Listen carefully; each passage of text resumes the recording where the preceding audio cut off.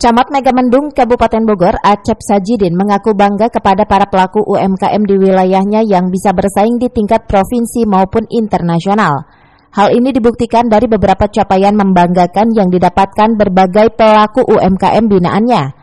Capaian prestasi tersebut salah satunya pada beberapa event yang selama ini diikuti.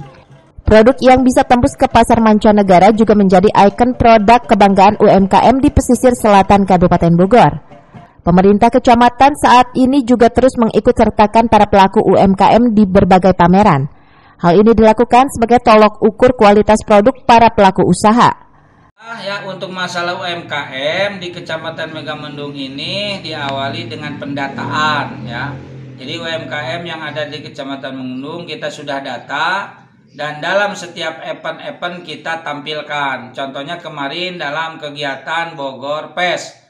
Alhamdulillah UMKM yang bergerak di kopi itu menjadi juara 1 dan juara harapan 1 gitu ya.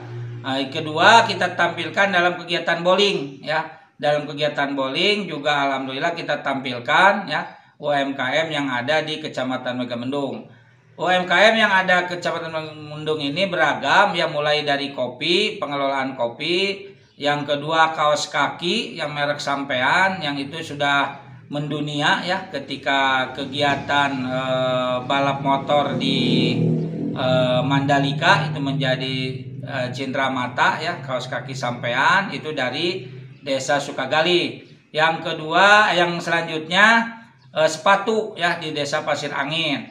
Selanjutnya juga untuk dendasing yaitu deng-deng daun singkong ya.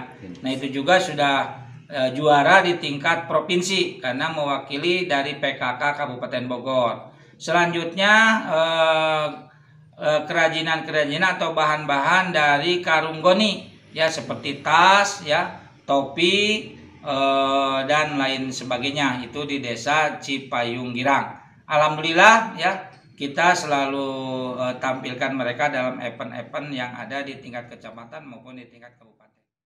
Dari Kabupaten Bogor, Cevi Suryadi melaporkan.